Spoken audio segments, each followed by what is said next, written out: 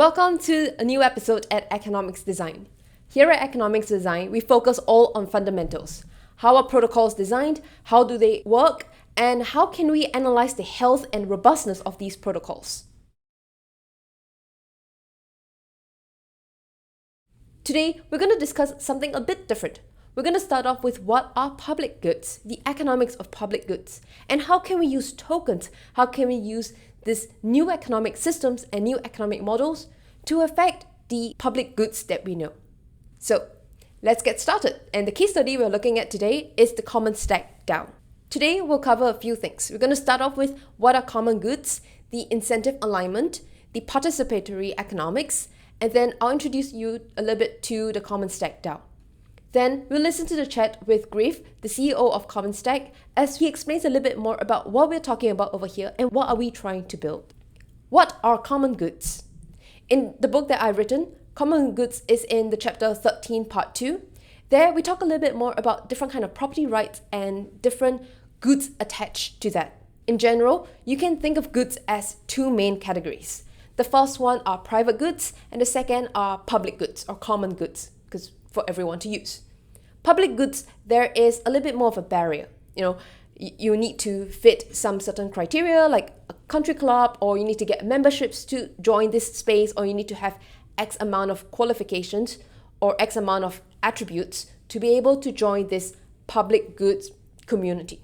On the other hand, common goods are goods that is for everyone to use, for commoners to use, everyone. You don't need to be a superstar, you don't need to be a supermodel. Everyone like you and me, we can just all join and enjoy it. Examples of common goods in the real physical world is their parks and air and libraries, oxygen. These are infrastructures that is given by the world, water for example, or it could be built by a country system or a nation state like parks and libraries. Everyone gets to use them and everyone gets to enjoy this asset. And it's shared with everyone in the system. So that's great. But lesson 1 in economics is that there's no such thing as free lunch. There's an opportunity cost to everything.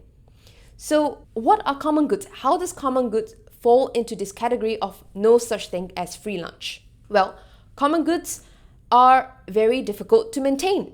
Look at water, for example. Water is free for everyone to use. But look at the oil damage that's there, the oil spills, the water pollution. That's not good. And if you look at who's cleaning up the beaches, who's cleaning up the water, who's taking care of these common goods that we have. In general, not many people are doing that because not many people are incentivized to do that. Remember, economics is mainly about incentives and how it affects different people's behaviors. So in that sense, one of the biggest problems with common goods is that there is this incentive misalignment. People are not incentivized to want to take care of things. That brings me to the point of incentive alignment. How do we align the incentives then? Today, you see a lot of volunteers taking care of public goods. You see a lot of non-profit organizations cleaning the beaches, organizing meetups to take care of plants and reduce pollution. That's great because we're part of society. It's time for us to give back. Because Mother Nature takes care of us, we have to take care of Mother Nature as well. But here's where the problem lies. They're not really incentivized to do that. And non-profit organizations are reliant on donations to do these things. And the incentive is not really aligned. So that's not very fair to these volunteers, for example. So how can we align these incentives? When we talk about incentives, one of the key things that the founding economist in this field, Eleanor Ostrom, she said that the person that has the most incentive to make the right decisions is the person that's most affected at that situation.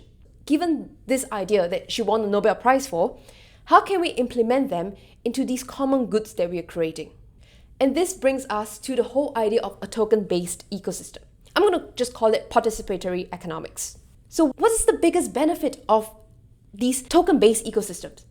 The biggest benefit is that we get to bootstrap the community from a grassroots level, and people get to come together and create the assets that we're creating. Be it a protocol, be it an infrastructure, be it a digital infrastructure, this asset that we're creating are basically common goods. They are digital common goods because anyone can use them. Email protocol, for example, it's a public good and anyone gets to use the email protocol. You get to send email to anyone. So for example, I get a lot of Nigerian princes trying to give me BTC via email. So email protocol doesn't discriminate if you're a scam or not a scam. It doesn't matter, anyone gets to use them, and that's great. When you look back at all these different protocols we're doing, all these dApps we're doing, the DeFi applications, the NFT protocols, the underlying protocols, these are basically common goods that we're talking about. And we've seen that in the physical world, common goods are destroyed because no one has the incentive to take care of them. Today, it could be different because we have an incentive to want to take care of them, and that is through the token. So participatory economics over here can be taken into action with tokens in a token-based ecosystem. The token is an incentive to affect people's behaviors and encourage them to do good in this public goods that we are creating. So what does that mean?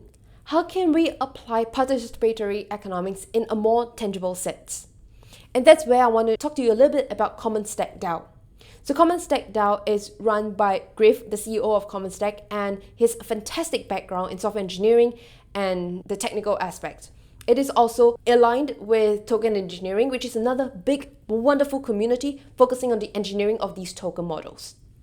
Together, they create this DAO that focuses on building and creating and supporting these public goods, these common goods that's going to be created that will be beneficial to anyone in the ecosystem.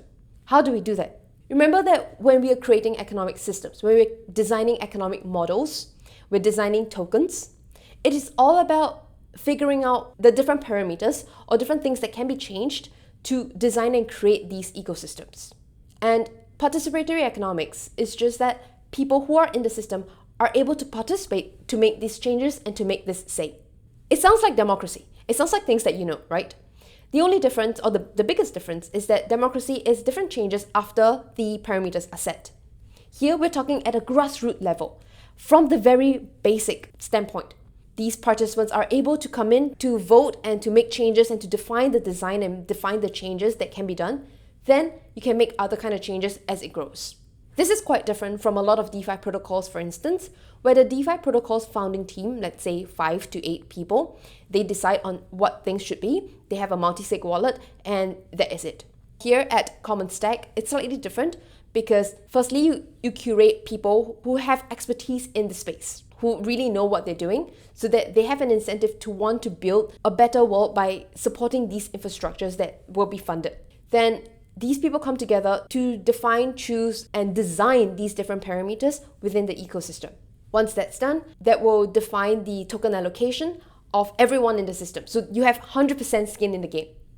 Then this DAO will then be used to fund other different protocols that are aligned to its incentive.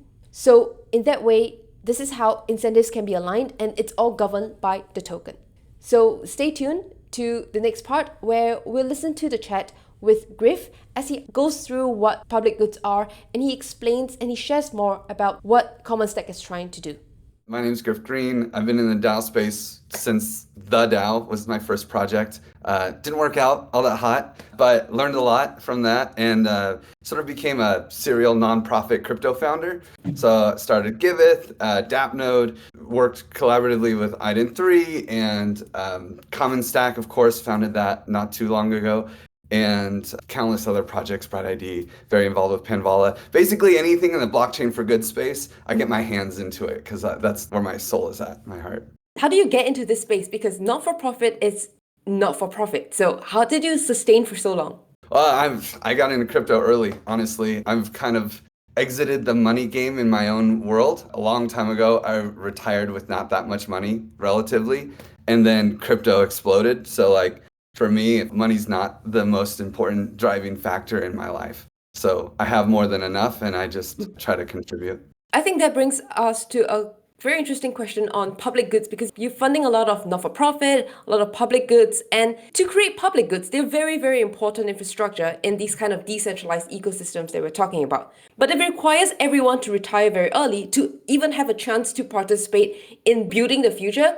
That's not sustainable. How are we supposed to do that? How is this ecosystem going to be sustainable if the way to do that is not sustainable? I think that we're just so used to this idea that you have to have a business model to make money, but we're living in a world where that's not the case. Actually, public goods have been sustained pretty well by governments. Governments will print money. I mean, they have taxes or whatever to keep the economy rolling. But really, they fund public goods by printing money and then building the roads or doing whatever they need to do. So public goods have been sustained through issuance. And this is like the thing that people don't really think of, because most of the time when you think of public goods, maybe I should define public goods. So there are four types of economic goods. And they're generally divided by if it's excludable or rivalrous. Your cell phone or a hamburger, this would be an excludable and rivalrous good. You know, if you're using your cell phone, then it kind of impedes someone else's enjoyment of your cell phone, right? So it's rivalrous. And also, you can kind of put your cell phone in your pocket. You can exclude people from it. But a non-rivalrous excludable good would be a movie theater. You have to buy a ticket, they can build a boundary around it, but I can go to the movie and you can go to the movie and we'll both have a great time. It won't affect our enjoyment. That's why it's non-rivalrous. And so private goods and club goods work really well with the scarcity economic mindset, where you can create a business model within an economy. Because you can exclude people, you can have customers, right? And then you can charge the customers. It's great. But then there's these other half of the equation, which are the non-excludable goods. These are classically called common pool resources if they're rivalrous. So think of a highway that's free to access but has a lot of traffic. That would be a rivalrous common pool resource, because, you know, the more people that come in, they affect everyone else's enjoyment of the highway. But a public good is non-excludable and non-rivalrous. And generally, these things are very rare. A pure public good is very rare, like clean air, you could say is a public good. But actually, if I start polluting, then it's not clean air anymore. And so air is not necessarily non-rivalrous, because I can start fires and all of a sudden that affects your enjoyment of the air. But what's really interesting is that these things are not static. Like highways without traffic would be a public good. And so we can actually take any economic good and move it through this dimensions. Like this is an example of school. You know, you can have a private tutor, or you can have a private school, or you can have a poorly funded public school with too many kids, or you can have a well-funded public school, which will get more teachers if they need. And you can turn education into a public good. And this is what governments often do. You can create food stamps, for instance, right? And you can make food a public good. And I think this framing is really important to discuss how we value things in society. We really think about value as something that can have a business model, something that you can exclude people from. So I said movie theaters, right? You can build a boundary around it so you can have customers and they pay tickets. But a movie in the park that's free provides just as much value, if not more value, for society. But the people who throw that movie in the park have to sacrifice to do it, or be funded by a government. And that's just stupid. We're stupid. We need to fix this. This is a clear systemic failure for society. We have scarcity economics is like our default. And we need to start thinking about abundance economics and start thinking about how do we create value for society. And the way that I see governments do it is pretty simple. Issue a currency, make sure that currency has demand, and then use the issuance to fund the public good, fund the creation of abundance for your community. I think this is the core root of what we're doing in crypto, and we don't really see it, you know? Bitcoin is just minting Bitcoins every 10 minutes, and boom, all of a sudden a network can evolve and people can use it. And this is the case with every single cryptocurrency. We use issuance to reward people for doing the work that we want them to do.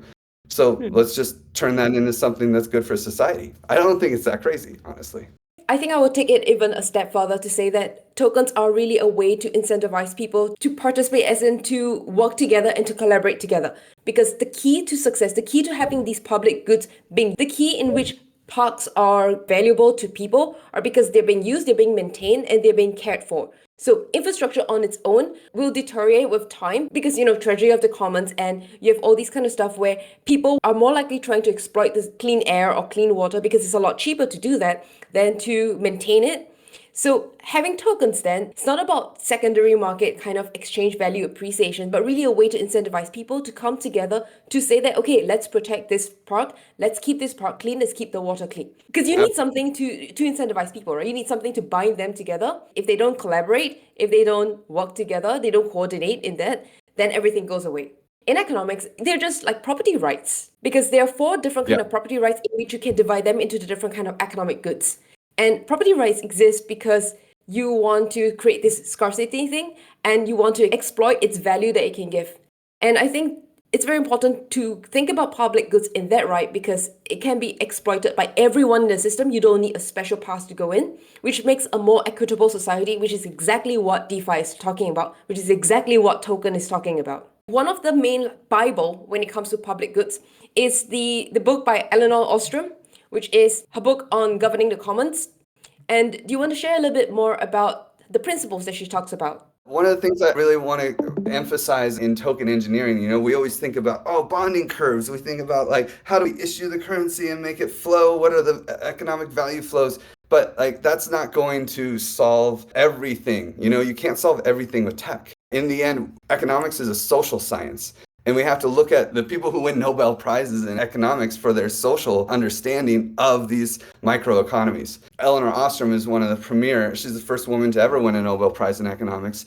And she's probably the premier thinker in Commons. And I see a lot of the stuff that's happening in the DAO space and in the token engineering space in general, sort of forgetting about that social layer and how important it is. If you have leaders in your community that all of a sudden have a conflict and break up, it doesn't matter how great your economy is going to be designed. There's going to be a faction, there's going to be challenges, and that's just not something we can design away with like token engineering from the classical mindset.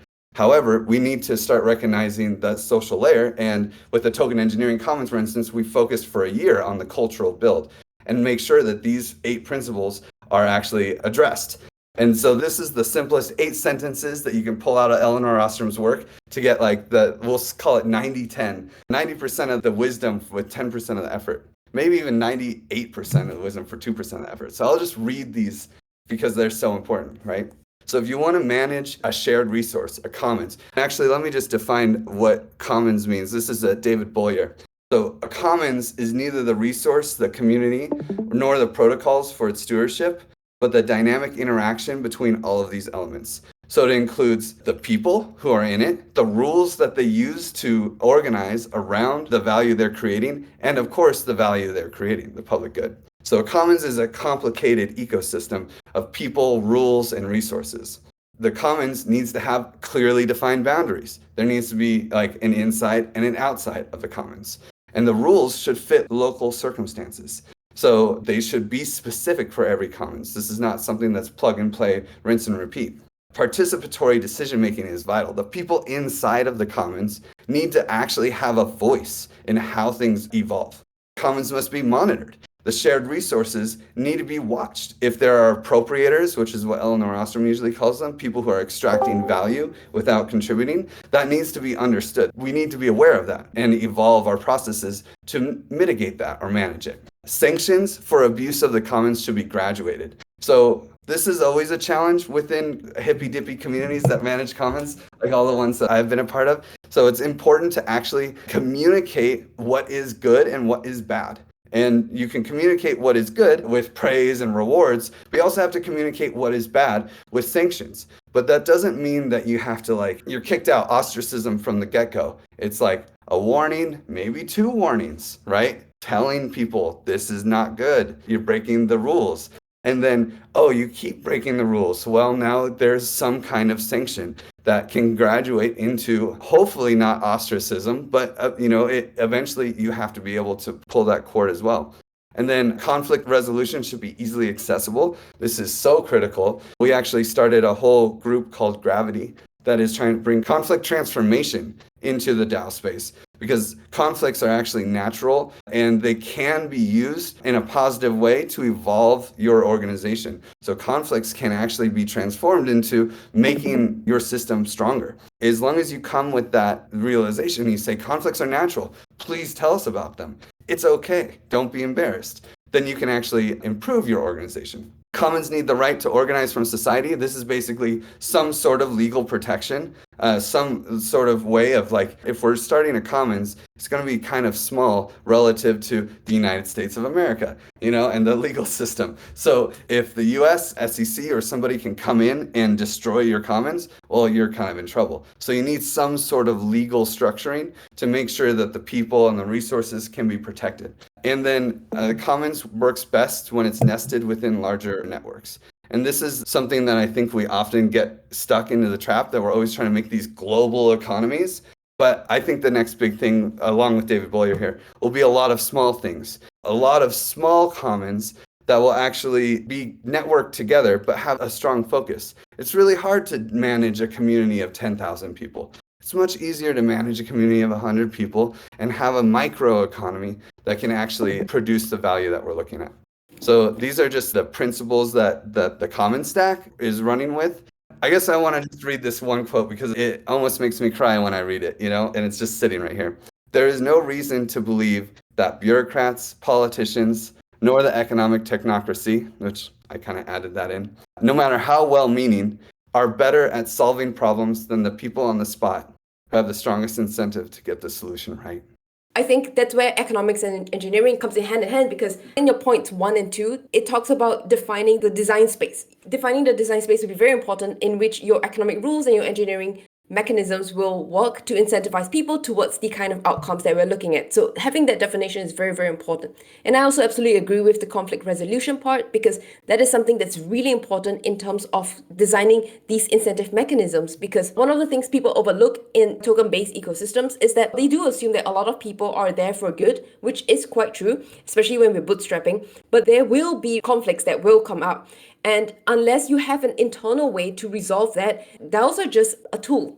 And if you don't use the tools right, then you're not going to solve things. DAOs are just a way to organize people together to make decisions. But if you don't know what you're going to decide, you don't know how you're going to make those decisions, it's going to be extremely challenging. And having solutions to conflict resolution will be extremely important. Every few months, we do a conflict resolution training. We have this gravity group, and individuals who are trained in conflict resolution become gravitons.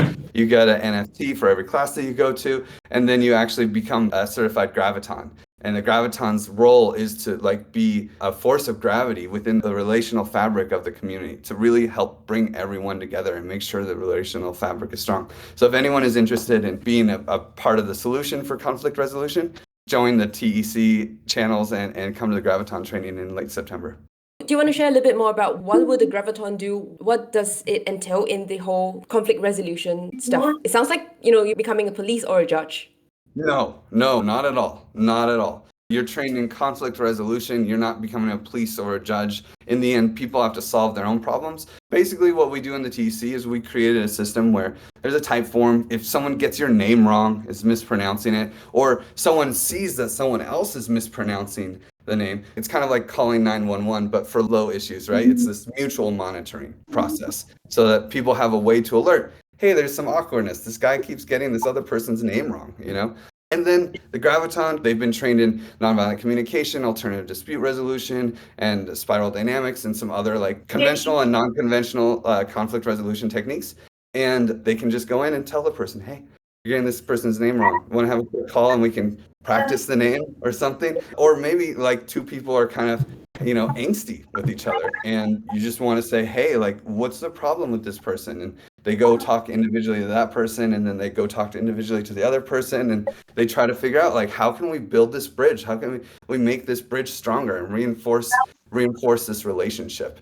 It's not about saying this person's wrong or dishing out punishment, not at all. It's about understanding what each person's needs are and how they're not being fulfilled within that relationship and trying to fill it up. One of the things that I think we are missing out in this whole digital space is empathy. And what you're building is helping people to create more empathy to understand someone on the other side of the screen, which you don't see, you don't hear, but you need empathy to allow these systems to coordinate together. What we've talked about so far is understanding what public goods are, the importance of public goods, how do we create public goods, and now let's talk a little bit more about what are you doing at the Token Engineering Commons, the TEC. How are you guys building public goods? Let me define the Commons Stack and the Token Engineering Commons, because sometimes it gets confused. So the Commons Stack's goal is to create microeconomies around public goods. We're partnering with the TEC for our first kind of pilot commons. So the TEC is a separate organization than the Commons Stack, but they're our first user. The Commons Stack has this model where we use a bonding curve connected to a conviction voting app, which OneHive uses. It's a very novel voting mechanism that the Commons Stack kind of defined and structured, OneHive implemented. We have this design that we want to like rinse and repeat and iterate and improve. And the Token Engineering Commons is taking it for their own value creation, which is advancing token engineering. Effectively, the TEC hopes to become an economy that can provide the same value that an engineering society would provide, right? So the IEEE, for instance, or any of these, like I was a chemical engineer and there's a professional engineering society that would give certifications and say that allow chemical engineers or allow, in this case, token engineers to come out of their silos and talk to each other. Give them a place to share standards that they want to create. Also, maybe throw some conferences, incentive to create open source models that are well documented that we could build on, kind of like an open Zeppelin for token engineering processes. And honestly, the biggest thing I hope the TEC can put out there is the marketing around token engineering. Ever since the DAO, smart contracts need audits.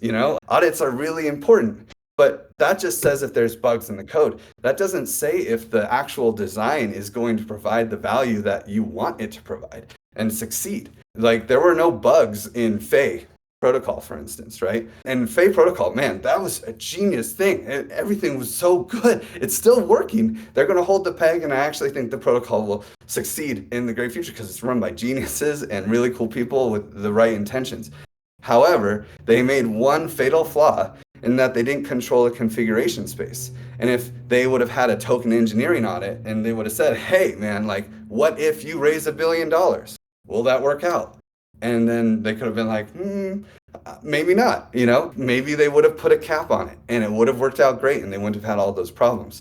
So we need token engineering, especially for the Commons Stack. This is why the Commons Stack is strategically partnering with the Token Engineering Commons as the first thing, because this is the most important thing. We want to provide public goods for society. Think of a bridge. It's going to be built with 2-3 years of engineering, and it's going to be understood. There's all sorts of software that has taken into account the previous failures in the past. And in crypto, we don't do that. We make the same mistake over and over. How many flash loan attacks do we need to have to figure out that's a problem? We need to start learning from our mistakes. And if we're going to provide value to society, just like a bridge, it needs to be structured. We're endangering people when we don't do actual token engineering. And so the Token Engineering Commons effort here is to bring token engineering to the forefront of the crypto space and also make it more accessible so that anyone can do it. The whole idea of these token-based ecosystems is that it's new. It is a very different kind of business models that we understand, because here in regular business models, as we go back to our first point, it's all about scarcity, it's all about exclusivity in which you can extract economic rent from, which is your profits, and then the community grows. That's fine. That's just the kind of models that we played around with in the system. Today, we are more in an abundance mindset, because the kind of resources that we're talking about today is data, it's information, it's technology, it's broadband. It's a lot more expendable than just a book one person can only read at once. So the new existence of a resource, which is data, digital information, is creating an entirely new ecosystem. And in this entirely new ecosystem, there are two new risks involved. The first risk is the bugs, the technical risk, because we are defining all these different solutions and strategies and mechanisms in code. So that's a bug risk. But the other risk, which I think that's what the TEC is doing, is the economic exploit risk. The economic risks are so great because what we're doing in economics, or what you're doing in engineering, it's all about defining the economics to allow this interaction to exist, to align the incentives, to make sure that people are coordinating and making sure we are going towards the optimal outcome that the entire ecosystem exists for. We're allowing more trade to happen. We're accruing internal value, in which the token is a proxy of the internal value, but we're growing the internal network effects value of the entire ecosystem. That's what TEC is great at, and their economic exploits requires a bit more of the simulation, a little bit more of understanding, and it requires resource to do that. And this is a public good. It's absolutely a public good. It's a very niche public good, but it's a public good nonetheless. And ecosystems in the future will absolutely need this. Absolutely. And right now, all the token engineering is done in silos. It's individual companies funding their own token engineers to do their own work, and they're not learning from each other. So the goal of the TEC as an engineering society of sorts is to pull those people out of the silos so they can share ideas, share concepts. They can learn from their successes, and they have a good model. Let's open source that model. Let's make it accessible just like Open Zeppelin does. But we also can learn from our failures. There's a great chat room in the Ethereum backrooms. I was part of the White Hat group.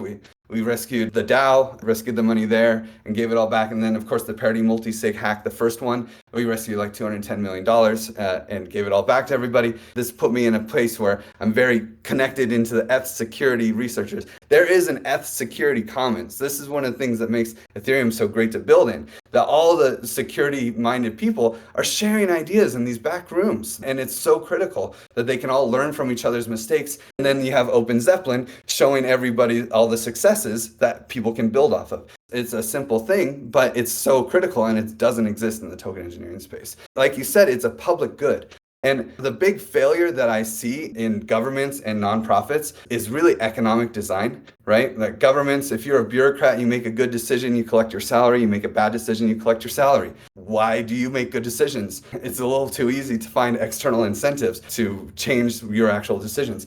Nonprofits rely on sacrifice. If you want to create public good, you have to donate, you have to volunteer. If you want to work in the nonprofit space, you take a pay cut. This is ridiculous. You're creating abundance for society and you have to take a pay cut. These are the two ways that we have to create public goods right now.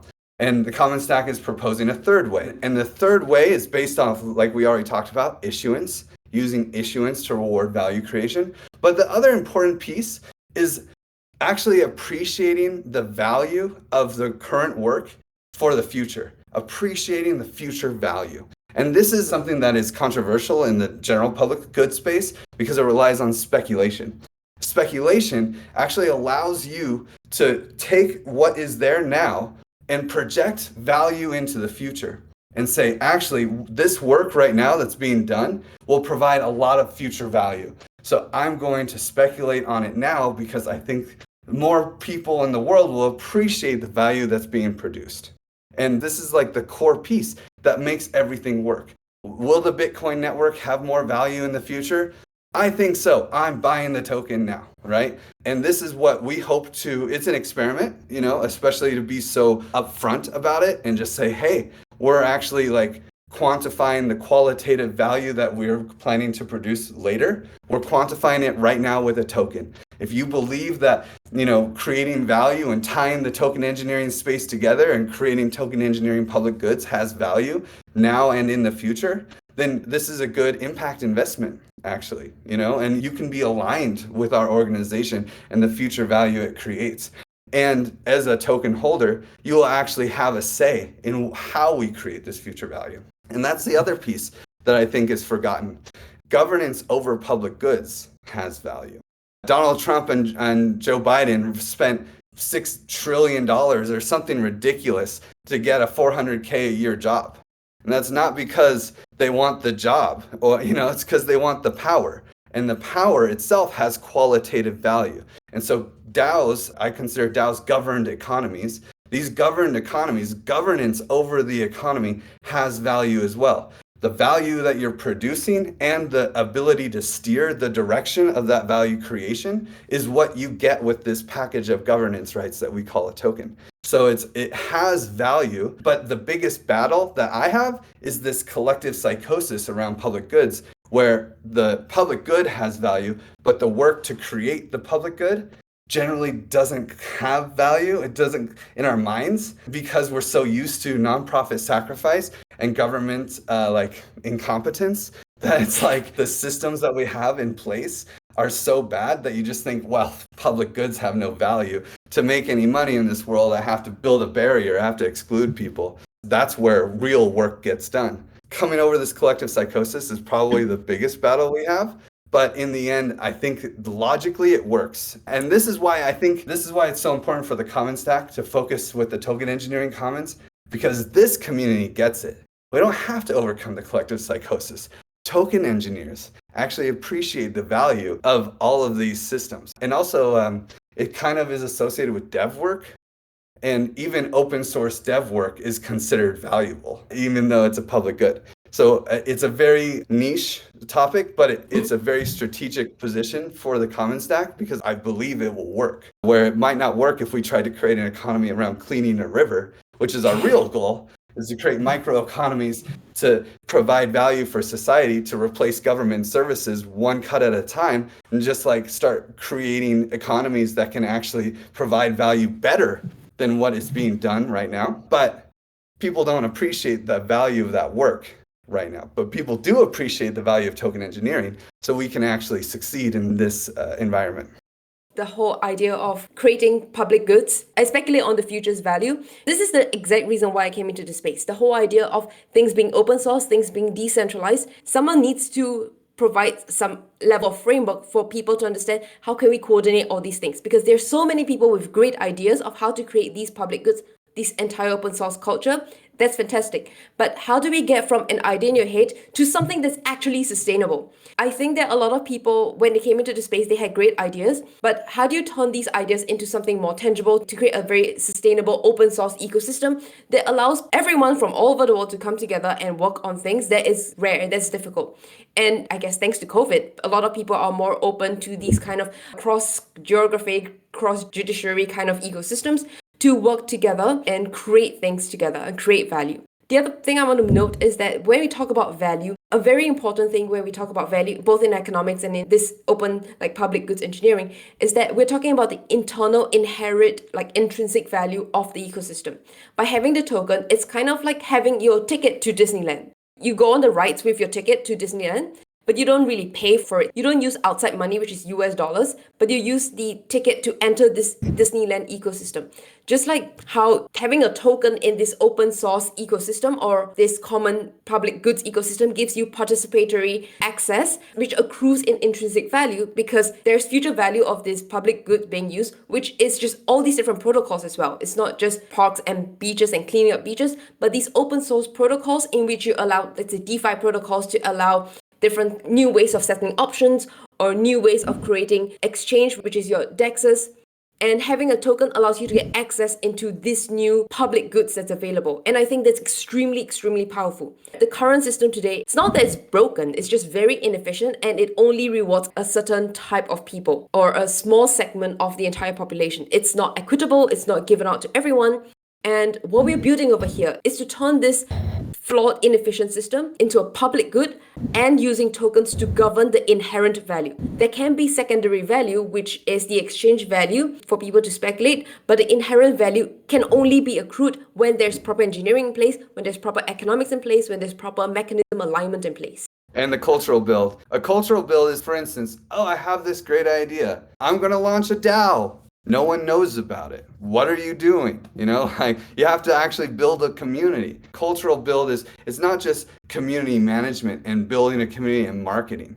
It's actually like, hey, can we follow Eleanor Ostrom's principles and create a social layer that is functional as well? Because you can build a technical layer that's functional and you can do a lot of engineering there, but can you build the cultural layer underneath it that is also functional? So that the DAO can actually make good decisions. Remember, you were supposedly like asking our community to make decisions. If we don't educate them, if we don't tell them how to work together and give them strong tools to be a cohesive community, then it's not going to work. Your little token project probably is just going to fail like every other one. The people might not be interested in continuing to work for that value if it's like socially repulsive. And that's obvious from the negative standpoint, but honestly, if you don't even recognize it, then you're going to fail as well because it will eventually evolve to be socially repulsive. I see a lot of projects having fantastic ideas, absolutely brilliant code and fantastic solutions, but because they don't have this participatory or cultural build, which is educating people how to use, to show the different value. As a result, it fails because it's a public good. It's an open source ecosystem. It's a small little micro economy. And economies exist because people trade, people exchange. If no one trades, no one exchanges, there is zero value in the system. A system only exists because you're allowing people to trade. If people can trade somewhere else, not in your system, then what's the value of your ecosystem? The whole idea of a platform is that it makes transaction costs a lot cheaper in terms of time and effort to find someone else to match and trade with. So if you don't have any interaction, if you don't have any ways of people to get involved, then the whole value of your ecosystem in general just dies. The other side is that you get people who actually care about the value that you're trying to produce, right? There's the positive light, which is like, oh, let's make it useful for people and make people feel good when they join. But then there's also the negative light. We're in a very adversarial environment. There's a lot of airdrop hunters, degen profit extractors that want to come in and extract as much profit and then just dump your token because they don't even care. Right? And this is very huge in the DeFi space. I don't understand. Actually, I gave a talk in 2019 where I went on stage and I was like, vesting is really important. Say it with me. Vesting is really important. And it was like crickets. I couldn't get the Ethereum community to like actually agree that putting vesting on top of these token emissions is so critical, because then the people that come in just to extract value, now just by token design, they are stuck. They actually have to care now about the future value of your organization. And we're increasing the skin in the game. Yeah. Now you come in as just like, an airdrop hunter, and then you have 3 years of this token coming to you, a stream. And you're like, oh, well, I'm just trying to maximize my own individual profit. Well, guess what? The whole point of token engineering to me is to align individual profit seeking, individual economic benefit with collective economic benefit. And so vesting is really important. You need to lock people up. You need to make sure that their individual incentive is aligned with the future value of your community. And you just see so many DeFi protocols over and over again, just completely unlocked tokens. Then people come in, dump the token, as they should, because the economic system doesn't make any sense to me, at least. And then they just dump the token, and in a bull market, it's fine. Right? Because everything goes up together. But man, when the bear market hits, it's just going to be a disaster, because there's actually no classical financial term for this. So I call it the market cap illusion, right? This idea that a market cap is the number of tokens in the total supply times the price at the current value. Like Jeff Bezos, Elon Musk, the richest men in the world, right? Well, if Jeff Bezos has $150 billion of Amazon stock or something like that, and he sold it all today, he wouldn't get $150 billion. Maybe he'd get 2, and the price of Amazon stock would tank to 0. He doesn't have $150 billion, right? And so now if you include vesting into this idea, you can say, oh yeah, hey, guess what? You get 5%, Bao Finance did this, right? You get 5% now, and you get 95% maybe streamed to you over 4 years. They didn't do the streaming. I like the streaming. But let's say you get some tokens every day for the next 4 years. If you have $10,000 in BAO tokens and the market cap is $10 million, and you sell all 10,000 now, you have this other 95% of it. You sell your $10,000 and you drop the price, let's say 10 cents, you actually lost money on paper, right? The market cap illusion says that you lost money by selling your 10,000 because you have this 190,000 sitting in the wings that you can't sell, and its value was just lowered by more than the percentage that you profited. Maybe now you sell your 10,000 and in total you have 170,000 now. It's like, oh, I had 200,000, now I have 170. So now there's some interesting incentives that come into your head where it's like, I don't actually want to dump this token. In fact, I want to retweet everything they have because, like, let's pump this baby, right? And that's what vesting can do for you. That's usually the solution that I give to the projects that I work with. And one of the problems is that the incentives are misaligned based on the participants in the game. One of the trickiest stuff are the VCs. And vesting can be a huge misalignment, where vesting is a principal agent misalignment when it comes to ecosystems, because these VCs are very present focused, and you can use vesting to get them more future focused and increase the skin in the game. But because it's a bull market, the opportunity cost of a VC is just so low. You can just go to another protocol which has no vesting and they can just dump the token immediately. So this becomes a very interesting problem where a lot of protocols are trying to solve, of how much is good enough. And if there is like regulation and stuff like that, which we can maintain, let's say it needs to be absolutely minimum vesting of 12 months, for instance, that would actually be quite good in the space, I think. Yeah, with the token engineering commons, we basically say no VCs. The Commons Stack has created this community called the Trusted Seed. And to be a member of the Trusted Seed, you have to have some reputation in the community. It's a C-Stack score. You can only be a member, we'll look you up. You have to apply to be a member of the Trusted Seed. Actually, you tell us your Twitter and your LinkedIn, and we go and look you up. And if it's airdrop, degen, you don't get in, right? If you're a VC, maybe you get in, but we put a low cap on how much reputation you can have because it's scary. And so there's like a individual, it's called a max trust score. So it actually caps how much reputation you can have relative to the rest of the community. And then of course we just straight up exclude people who are clearly just profit seekers, not looking for value as well. That it's okay to get a profit, but it's not okay for that to be your primary motive if you're in the Trusted Seed. The Trusted Seed are people with blockchain knowledge and token engineering knowledge that would be a benefit to every community that they join, right? That's the dream there. But the Token Engineering Commons hatch, there's actually a lot of friction to joining. We don't want profit-seeking airdrop hunters. We don't want the VCs to have a huge skin in the game. We want people who care about token engineering. We want people who care about the Commons Stack mission and want to be part of the first commons, the first microeconomy around a public good using the Commons Stack model. So those people can earn a lot of reputation, and the higher your C-Stack score, the more funds you can put into the Token Engineering Commons hatch. But because of that, there's a lot of friction. And so the Token Engineering Commons might not raise as much money as it would if we just went all willy-nilly and said, hey VCs, yeah, we'll give you all the tokens you want. Oh, you want 10%? Yeah, we'll give you 10% for $1 million. That's a trap. It's the greed trap. Don't get greedy. You don't need that much money to succeed here. We can build good systems that can evolve. So because we're doing this collaborative economics, that says that, hey, the people who actually are going to buy in, they get to design the economy. They get to choose what the opening price will be. They get to choose what the vesting will be like. And it's really not vesting, it's a lockup. It's a token freeze and token thaw. So do we want VCs choosing that? Oh no, we don't, right? But once after the seed round, after the hatch, the VCs can come in. Then it's an open permissionless system. In complexity sciences, the initialization is so critical for the future of the organization.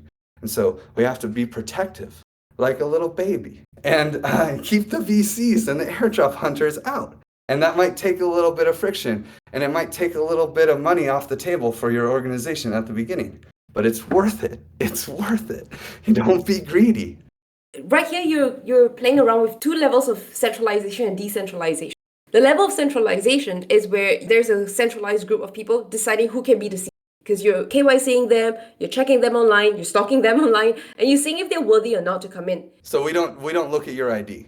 Like we do value KYC, you could say, but we'll just say you don't need we don't do actual KYC. Like we don't need your legal name or anything. Just to make sure that's clear. Digital understanding of who you are as a person, just based on your digital information.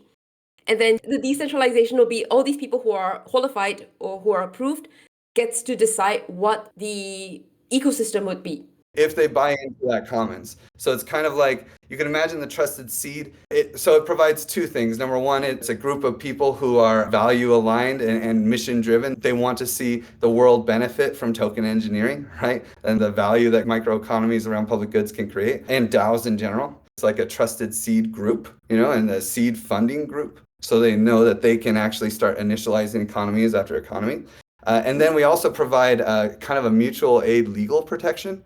So it is a legal Swiss association. Its purpose, its mandate is to protect any of the Trusted Seed members if there is some sort of weird legal thing that happens with this DAO. And this is really important for satisfying some of Eleanor Ostrom's principles, make sure that the individuals have legal protection. But we want to innovate. The DAOs, when a DAO gets a legal entity, I got kicked out of Metacartel Ventures because I don't like to do KYC. And Metacartel Ventures could never add a bonding curve. They have a legal entity that restricts their innovation. So the Trusted Seed's main purpose here is to allow the DAO to have free reign, to have no legal entity and be free to innovate and add a bonding curve or do anything crazy that it wants, but protect the individuals through this mutual aid legal group where it says like, hey, as a collective, if one of us has a legal issue, we will fight. We will join together, we will raise money, and we will protect you, and we will fight in court and set precedents that normal DAO operations to make the world a better place is not illegal,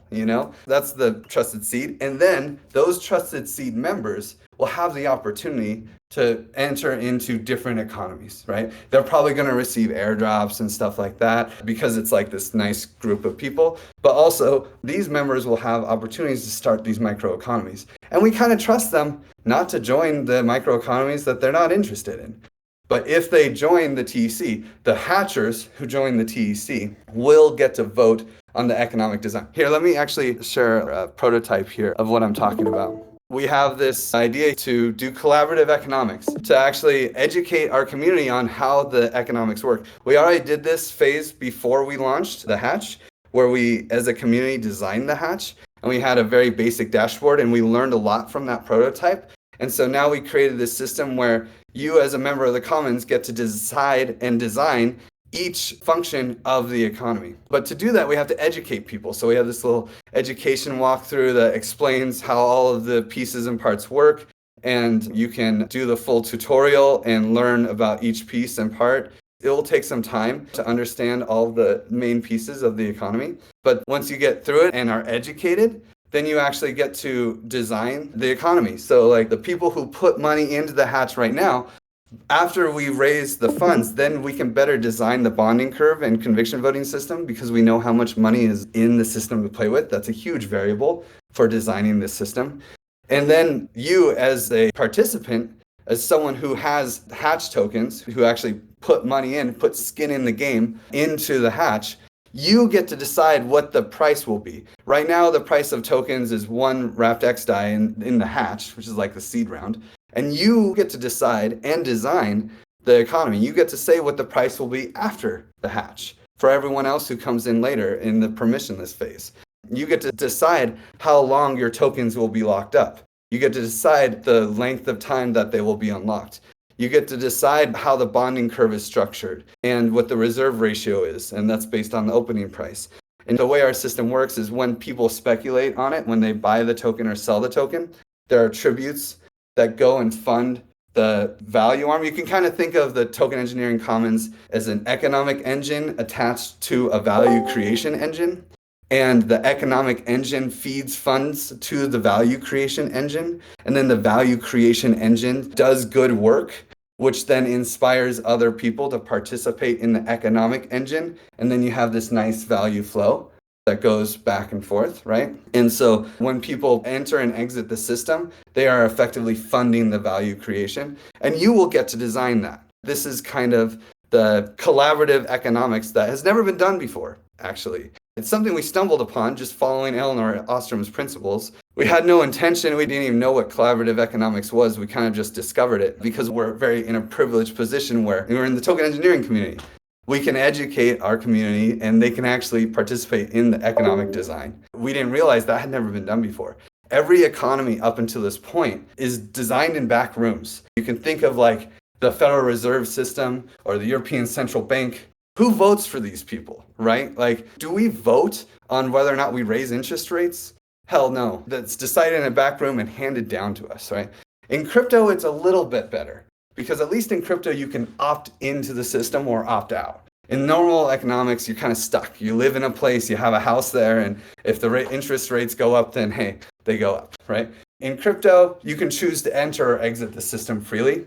But still, the economic design is done in the back rooms. Who decided 32 Ether? Who decided that? Did we have a vote on that? Who made that decision? I really don't know. There's no accountability. There's no transparency. That's okay. This is always how it's been done. Just like monarchies in the past, 500 years ago, they would have said, no, the people are too dumb to manage their own government. People are too dumb to manage their own economy. We don't need them to participate. They would just screw it up. And I just don't agree. I actually think that people are smart. We can design our own economies. We can have a say. Like really, what's more important, the economy or the government? We live in a democracy, but we have no say in the economic engine that we're living under, And it's the same in crypto. But actually, there are cryptocurrencies that like OneHive and Honey, people can vote to change the systems. But the initialization was still done by a few people in back rooms, And actually, still today, when they want to change the system, a few people in a back room kind of decide to do it, and then they pass it down to everyone. This is because most of their community isn't educated. And so we're going to start from the beginning with this collaborative economics. There's not one person deciding how this system is created. Anyone can propose the full economic design, and then we will have votes on which economic design is the best. We'll have debates, we'll have political debates over these things. It's really fun, actually, to debate whether or not we should have like a high opening price, a high profit margin that would like give the people who put into the hatch a good profit, but then a long lockup. Or maybe we should have a small profit and a shorter lockup. And then we can grow better and more people will come in. There's no clear answer for this. And it becomes political and people actually start arguing about it. That's why conflict resolution is so important, right? I mean, there's just all of these things build onto each other. But what's the most interesting is that once we do these debates, the people who are kind of passively involved or don't consider themselves technical, they start to understand the economy. They start to actually be educated in how the economy works. And then you have an educated populace, and this will, for the future of the organization, pay huge dividends. So I'm very excited about collaborative economics. The Token Engineering Commons really stumbled upon it. It was not something that we were trying to do. It's just following Eleanor Ostrom's principles. And apparently there's never been a collectively designed economy from the get-go. So we're very excited about it. We're building basically digital infrastructure for the future. These are different tools that will be used in designing a very robust ecosystem, a very fair and equitable ecosystem moving forward. And we're building the tools today. At the same time, we're also educating people, we're getting people involved, we're testing things out. And this is really investment in the future because this is what the future would need. And a lot of people are saying, okay, what is crypto trying to solve? The thing is, crypto is not solving problems now. Crypto is solving problems in the future because we can foresee the future. We can envision what kind of future we're creating. And then we're building the solutions now. So, okay, guys want Q&A? Yeah, I would like to ask a couple of questions. In the token engineering space, what do we refer to by public goods? The public goods are non-rivalrous and non-excludable. So knowledge in general is a public good. So if we are, the Token Engineering Commons public good is actually making token engineering accessible to anyone. Making conferences, sharing ideas, taking the token engineers out of their silos and making sure that they can communicate and iterate on their own ideas so that they can build safer economies for us all to enjoy. So that we don't have more catastrophic failures in economic attacks, and we actually can validate our designs. I like to think of token engineering as just building a guardrail. You know, like you build a road around a cliff, and you know it's like it's great. You have this road, but if you don't put a guardrail, which is what we basically do right now, you know, people just fall off the cliff and die. Our economies will just collapse. And this has happened to many projects. But if you put up a guardrail, you know, you run a million simulations and you find the worst case scenarios. And it's like, oh, look, if we just put up a simple guardrail, less people will die. Okay, that's great. You know, and we need more techniques like that can provide public, just like a cheap, who pays for the guardrail, right? Who pays for the guardrail?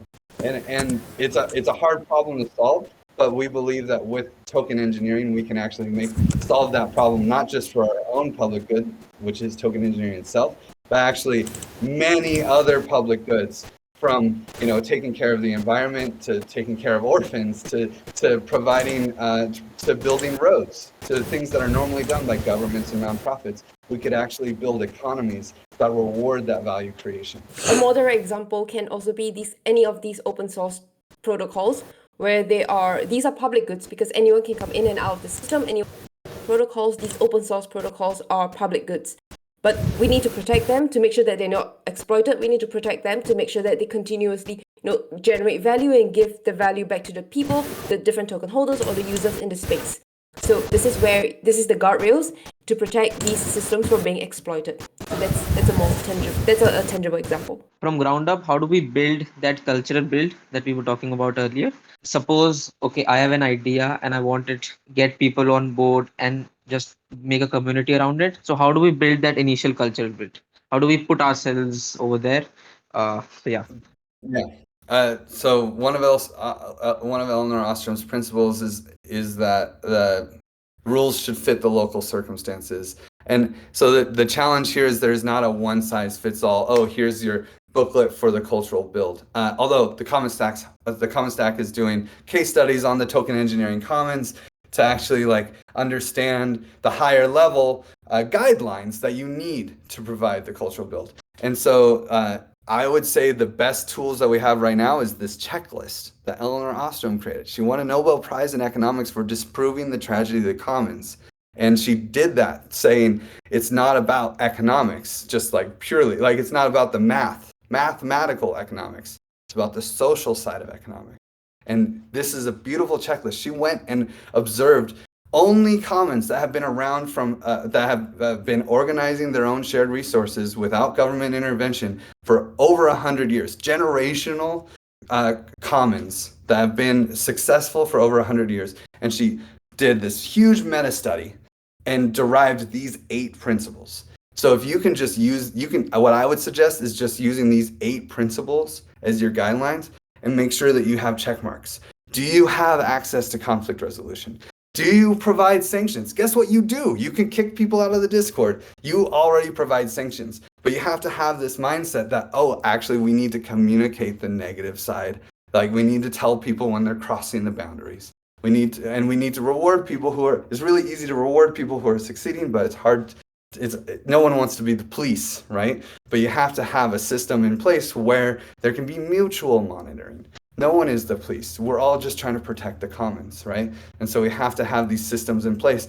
And unfortunately, the rules must fit the local circumstances. So you have to work with your community to address each of these principles. It took the Token Engineering Commons a year to do our cultural build. A year. We spent a year. We committed. We know this is important. We're doing this for the long term.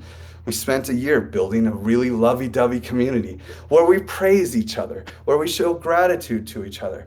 You got to come to one of these community calls. We spend the first 25 minutes dishing praise. Everyone gets to speak, and we do this in general in every call. Everyone gets to speak at the beginning of the call with an intro question. And then in our community call, we give praise. We praise people for the work that was done in the week. And it's really great because it builds this culture of gratitude and vulnerability and like we depend on each other kind of attitude. But also it's just very useful for a decentralized community to give updates, right? Like, I want to praise this person for doing that. Oh, that happened?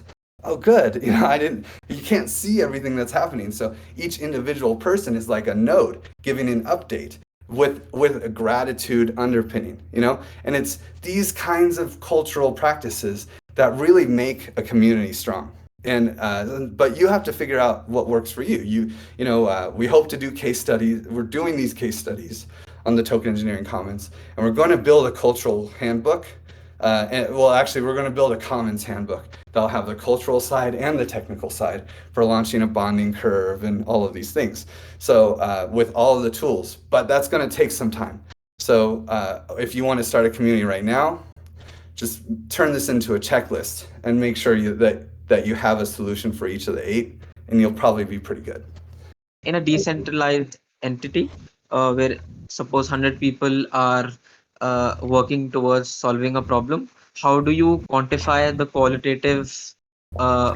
qualitative value each person provides in a decentralized entity? For example, if I am doing some work, how do you reward that person? Is it something like conviction voting where everybody gets to vote and see how everybody is doing? So just around that, suppose like in a DAO, there are 100 people working towards solving a problem. How do you reward? This is very difficult. What the Token Engineering Commons does is, what we're going to do, what we did at the beginning was just praise. So actually all of this praise gets recorded when we dish praise. And this is like a subjective, like we kind of broke up the acknowledgement and the reward side. So acknowledgement is praise. Praise this person for doing this. There's no quantifying. When you quantify acknowledgement, it doesn't feel as good. You don't feel as acknowledged, right? Like, I want to praise Griff for coming on Lisa Tan's show and talking about it. I'll give him 20 points for that. It's like, 20 points, what does that mean? You know? But if you take out that 20 points, it's like, thank you. I did do good work for the TEC today. Yeah. You know, but then later, with a separation of time, we have 3 community members go through and actually score each praise, and that score turns into what we call impact hours, and then those impact hours actually turn into tokens. So for the Token Engineering Commons, somewhere between 25% and 10%, depending on how much we raise, will be given to the people who earned praise and earned impact hours through receiving praise for their work, right? And so there was effectively a subjective oracle that quantified the qualitative work explicitly. There's other solutions as well. Like, we're going to combine our solution with SourceCred, which is an amazing tool, but it really only measures the quantitative. It measures the quantitative really well. So like, you add SourceCred to your GitHub repo, to your Discord, to your discourse, and you kind of get to play with some economic dimensions that say, oh yeah, well, if you make a commit to the repo, then you get this many points. If you make a commit to, if you get some hearts on Discord, then that's worth this much points, right? And then it gives you a monthly tally, and then you issue cred and grain, and it's a whole system. We're going to combine, the Token Engineering Commons is going to combine those 2 models to make it work. Another tool that's really nice is called Coordinate. And what Coordinate does, I think it came out of the like YFI ecosystem, the Andre Cronje crew, and they have and it's spreading naturally. So that's a good sign that it's pretty cool. They actually have like a monthly vote where everybody it's like dot voting. Everyone gets 100 points, and they get to allocate it to everybody else that they want. It's of course a young thing, and it has some issues, as all of these systems do that I'm describing, because this is a young science. How do you reward qualitative effort and quantify it? Like, dude, that's dirty. I'll tell you right now. It's like, this is, no matter how you cut it, it's like how the sausage is made. It's not going to be pretty. When you take the beauty of the sunset and you say, oh, the sunset is so gorgeous, it's just qualitatively delicious, you know? And you say, actually, this sunset is like a 9.6. A sunset on Tuesday was a 9.8. So that sunset was better, you know? And it's like, fuck you, you know? Like, that's dirty, you know? I don't like that. I'm sorry, like, but that's what we're doing, right? Whenever you try to quantify qualitative effort, it's gross. So that's the biggest challenge, and really there's no wrong way to do it. You just have to figure out how to decentralize it. Normally it's just done by, like, you think of the airdrops, right? All these airdrops are effectively doing the same thing. Uniswap just went into a back room and said, all these people who are staking, they all get 400 uni, and you know, this and this and this. Any address gets 400 uni. People who are staking get this, and then you just like figure it out. Like, what was the qualitative value to the Uniswap ecosystem for making a trade? You know, like, they said it was 400. They did that in a back room in a non-transparent way. And that's usually how it's done, because it's dirty. And when you do it in a transparent way, you have to like say, hey, we're trying the best that we can. This is going to be a challenge. Some people are going to be pissed. Some people are going to be a lot of people are going to feel under-rewarded no matter what. And there probably will be some people who are under-rewarded and some people who are over-rewarded, however you work the system. It's a huge problem to solve. And again, it's not something that will work, that needs to be, that there's not one size fits all solutions. These are very local and specific to the cultures of the people. If everyone's from Russia, you know, probably one system would work really well. If everyone's from Africa, one system would work really well. People have different cultural backgrounds, different cultural expectations around rewards. You know, it's a complicated thing. Thank you everyone for staying for so long. Thank you, Griff, for chatting so much. I'll put up all the links available. Go check them out. Very interesting. Building the future, building common goods, building public goods. And that's exactly what we need in this space. We want decentralization to work. We need to start planting the seed now so that it will grow into the tree in a couple of years' time and we can all enjoy the fruits. That's why we're in this space. We're not in this space just to exploit and make money. We're actually making something for the future. We're building something better for the future. We're all in this together. It's a future that we share together. Thank you so much for staying throughout this entire video. If you're interested to learn more and you want to join the community, do check out our Discord, check out our Academy, and you get to watch these videos for free as well, without any ads. And also grab the book that I've talked about earlier on. The book summarizes a lot of what we're trying to build, what we're trying to design, and the different aspects that can be changed during the entire design process. We also just launched Econteric. Econteric is really economics plus esoteric because this space is so complicated and so difficult. What we want to do is to make it easier for anyone to come and learn and be part of this system. So in Econteric, we are breaking down the different analytics and different data to give you more insights to understand the robustness from a very fundamental level of the health of this ecosystem. So check out econteric.com and I'll see you there. Bye!